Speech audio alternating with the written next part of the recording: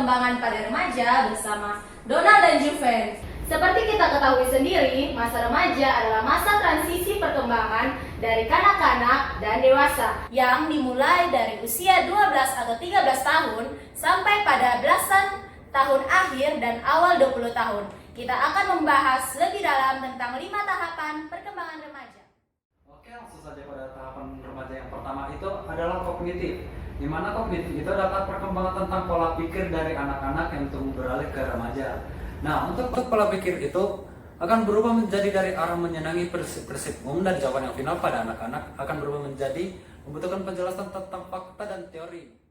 Yang kedua itu menerima kebenaran dari sumber otoritas, berubah akan menjadi memerlukan bukti sebelum menerima segala sesuatu yang ada. Yang ketiga itu memiliki banyak minat atau perhatian, berubah akan menjadi memiliki sedikit minat atau perhatian terhadap jenis kelamin yang berbeda dan bergaul dengannya.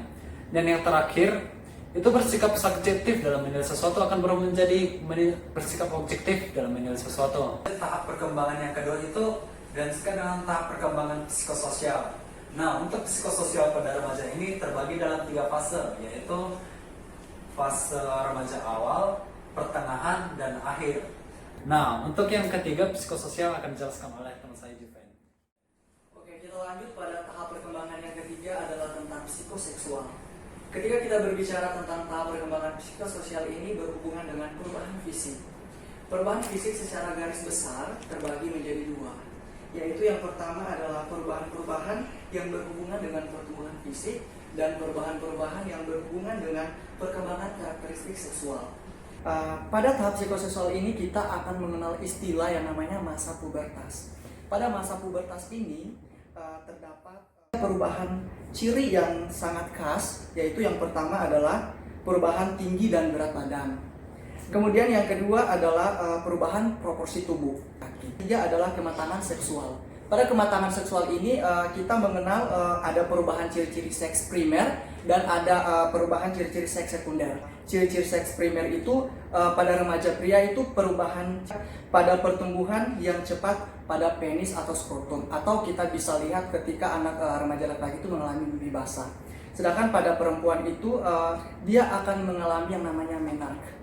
Kemudian ciri-ciri seks sekunder ini sangat jelas ya. Kalau kita lihat kalau pada anak laki-laki, ciri seks sekunder yang terjadi antara lain tumbuhnya kumis, jakun, dan lain sebagainya. Kemudian ada tumbuh bulu-bulu halus di ketiak. Dan kalau pada anak perempuan itu tanda-tanda fisiknya payudaranya mulai membesar dan sebagainya. Oke, kita lanjut pada tahap perkembangan yang berikutnya adalah tentang moral. Menurut Piaget 2003 ada 2 dalam tahap moral ini, yaitu yang pertama adalah moralitas heteronom, di mana moralitas ini adalah tahap pertama dari perkembangan yang dimaksud oleh Piaget tersebut. Pada tahap ini seorang anak akan mengerti keadilan dan aturan-aturan dipandang sebagai sifat-sifat mengenai dunia yang tidak dapat diubah. Anak-anak menjadi menyadari aturan-aturan dan hukum-hukum yang diciptakan oleh orang atau alam, dan dia akan mempertimbangkan intensitas maupun konsekuensinya. Kemudian yang kedua adalah moralitas otonom. Moralitas otonom adalah tahap kedua dari perkembangan yang dimaksud oleh Piaget tersebut. Pada tahap ini seorang anak akan mengerti keadilan dan aturan-aturan dipandang sebagai sifat-sifat mengenai dunia yang tidak dapat diubah. Nah, itu adalah moral. Sekarang kita lanjut pada spiritual. Pada spiritual ada 5 hal yang sangat ditonjolkan di sini. Yang pertama adalah peningkatan cara berpikir abstrak, dan yang kedua adalah cara berpikir idealistik remaja. Yang ketiga adalah peningkatan penalaran logis remaja. Yang keempat adalah aspek agama, dan yang terakhir adalah kebanyakan remaja yang religi menerapkan pesan-pesan kasih sayang kepada sesamanya. Jadi, untuk para orang tua di rumah, jangan khawatir bila anak Anda memiliki perubahan-perubahan dari sikap, tingkah laku, pola pikir, bentuk tubuh, karena itu semua merupakan tahapan perkembangan yang normal yang akan dialami oleh kita semua, termasuk anak Anda yang dalam usia pertumbuhan ini. Mari sebagai orang tua kita dukung anak-anak kita dalam proses perkembangan mereka. Sekian dan terima kasih.